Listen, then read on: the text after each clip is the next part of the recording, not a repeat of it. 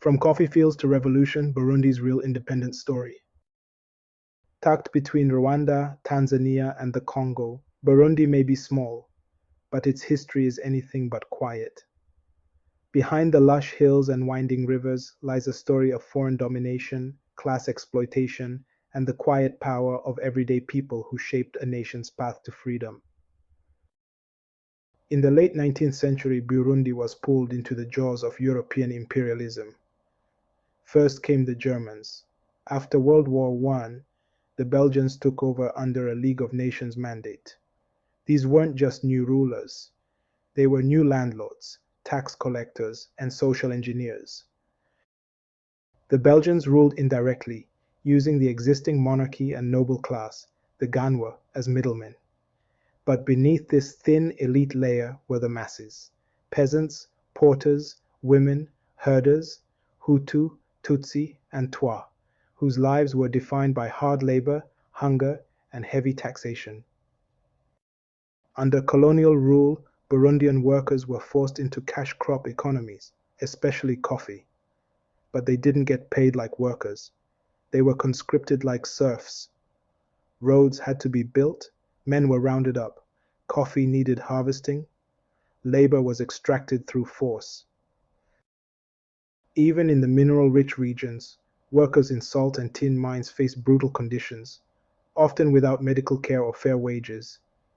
In the 1940s and 50s, murmurs of discontent turned into action. Strikes broke out in Bujumbura and Gitega. Their demands were basic: fair pay, rest days, food rations. But the colonial state responded with repression, not reform. Meanwhile, a new class was emerging: the youth. Mission schools meant to train obedient clerks and interpreters had an unintended effect. They produced a generation that could read colonial propaganda and resist it. Inspired by decolonization in Ghana, Congo, and across Africa, Burundian students formed underground study groups, smuggled radical newspapers, and began calling for uhuru, freedom, not just from Europe, but from elite dominance at home. And what of women, so often left out of the headlines? In colonial Burundi, women bore the hidden costs of empire. As men were conscripted for labor or war, women held the households together. They farmed, traded, raised children, and organized in quiet ways. In rural markets, women passed messages between activists. In homes, they hid dissidents. Some women even became direct organizers in village councils, demanding land, protesting hunger, and pushing back against colonial taxes on salt and cooking oil. They may not have carried rifles or written manifestos, but they carried the struggle forward. One meal, one whisper, one act of defiance at a time. As the pressure built, one man emerged to unite these fractured struggles: Prince Louis Rwagasore.